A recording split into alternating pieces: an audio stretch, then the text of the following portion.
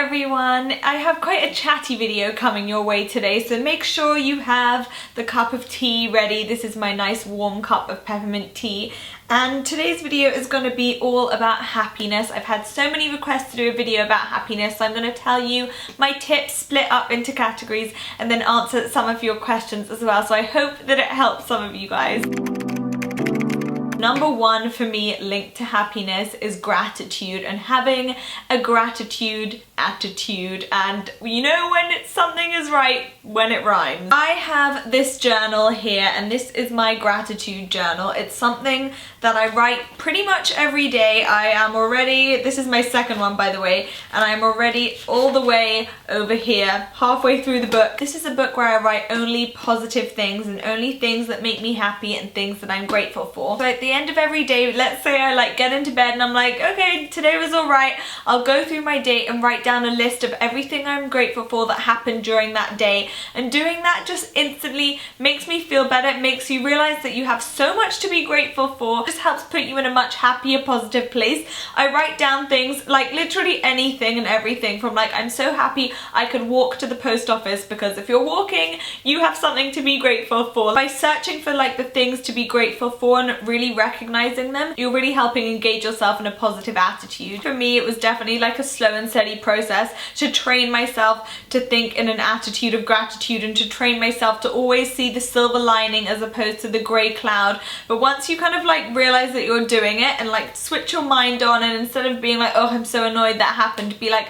oh, you know what, actually something good came out of that bad situation, and like, alright, so I'll focus on the good thing as opposed to the bad thing.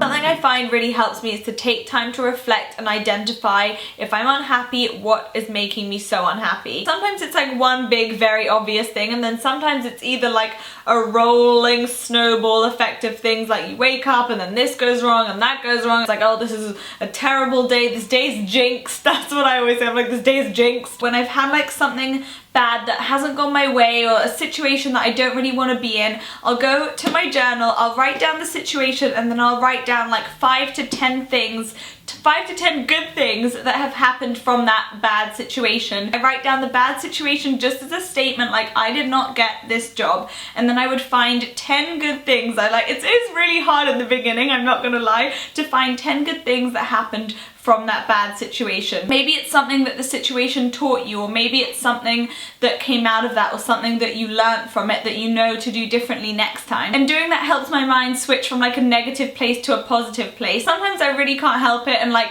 you know, you wake up, it's like one of those days, and then this tiny little thing goes wrong, and that tiny little thing goes wrong, and then it just turns into like one of those days where just everything seems to be going wrong. I'll get into bed at the end of the day and I'll replay the day in my head as how I wanted the day to go, if that makes sense. And imagine the day that I wanted in my head. I also find doing that helps kind of like clear my mind, helps me start afresh from tomorrow, because once you get into that like negative mindset where like it's one of those days and everything's going wrong, then more stuff tends to go wrong. So by like replaying the day in my head, it's kind of like restarting, and is like, okay, let's pretend that this happened, and then you kind of restart, and then you're okay to go again tomorrow.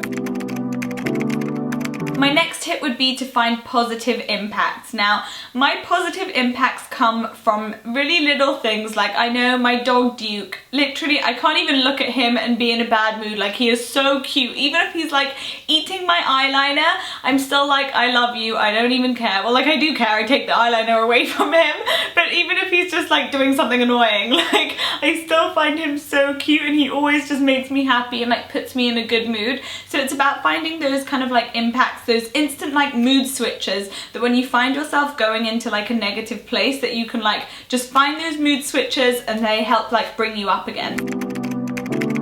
I also find that this is really closely linked to friendships and the people around you. I know personally for me that I sometimes keep people in my life, I've done this many times, keep people in my life because they've been around for so long, or I have a special kind of connection with them. When I've taken the time to kind of analyze the people around me and who I'm spending the majority of my time with, and if they impact my life in a positive way, or if they're kind of like putting a kind of, I don't know what the word is, putting like a Debbie Downery slam on whatever you're doing, or just kind of feeding negative energy into your mind. Once I kind of analyze that and cut down on those kind of relationships, I noticed that I'm a much happier, positive person.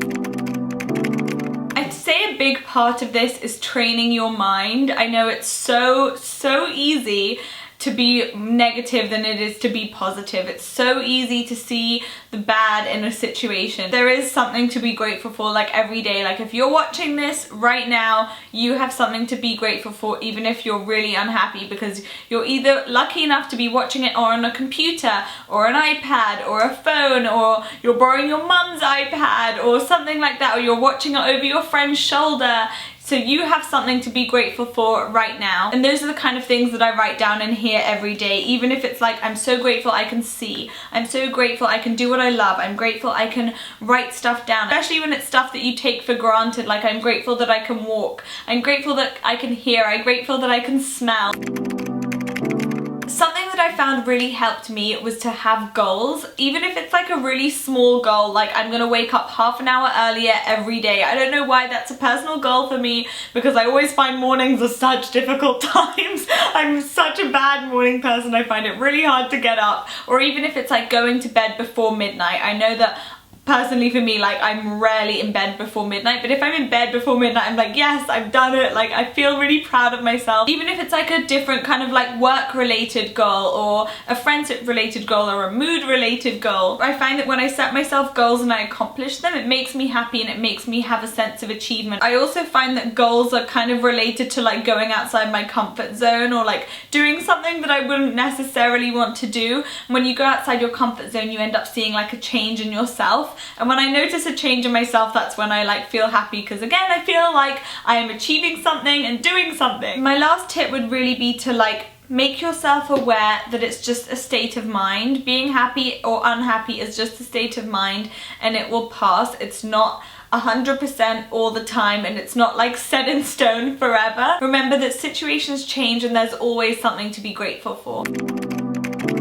Sophia asked me, how do I move on with my day and my life in general if I'm going through something upsetting or hard? How do you find strength to keep a positive mind, and what do you have to do even though the pain might stick around for a while? Apart from the tips that I've mentioned, I like to find a new project, something just to distract my mind, something that takes me away, and something that I started because of something that happened that was bad, if that makes sense, something positive that I started. I know one of my friends has recently started a scrapbook, just something offline that makes her happy, or even if it's like starting up a different exercise or an exercise class, or taking up a new language, and also knowing that whatever state of mind you're in right now is not long term. Like I just want to stress that, like things pass, people change, situations change, and knowing that something isn't long term is always like a really nice kind of state of something reassuring for me. It's like, okay, I might feel crappy now, but I'm not going to feel like this in a month's time or 2 months time or 3 months time. Situations change, and knowing that really helps me get through it.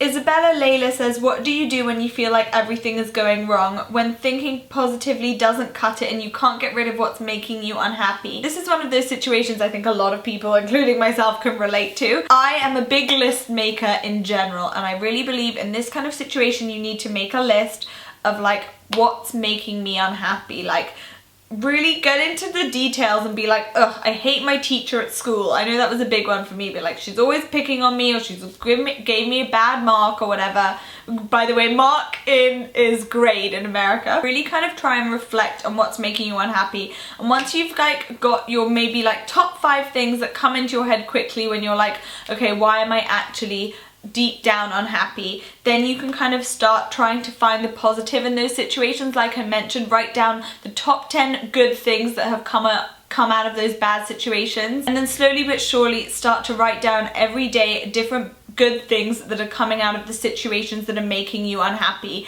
Even if it takes you so long to find them. I know sometimes I'm like sitting there staring at my notebook for like 5 minutes being like, come on, Find the good thing, Amelia. I'm like, find it. Oh my god, you can find one, even if it's something like super, super small. And then the more often you do that, the more often you'll start to feel better about yourself and about the situations around you and start to feel like they're getting better. Zara C says, how do you deal with down days? Guys, I've done a whole video on my sad day to good day routine. That video is all about my routine and how to turn a bad day into a good one. I think I'm gonna end this video here because I feel like it's starting to get really long and rambly. If you guys want a part 2 or if you have any questions, leave them in the comments below, or if there are any other topics you'd like to see me do more chatty kind of videos on, let me know as well in the comments. In case you don't know, I upload Mondays, Wednesdays and Fridays, and I do have Instagram and Snapchat and Twitter, all of which I'll link in the information box below. If you're unhappy right now, please, please, please remember that it's just a state of mind. It's just like a state of being, and it will pass, as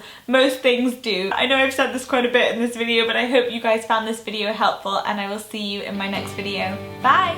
Do my top 5 current makeup new launches video. I need to think of a less long title to actually put in the title of this video anymore, but basically it's kind of raining. The hair is frizzing. The hair My hair's not frizzing. My hair's not frizzing. I'm really happy for you about that. Anyway, let's go this way.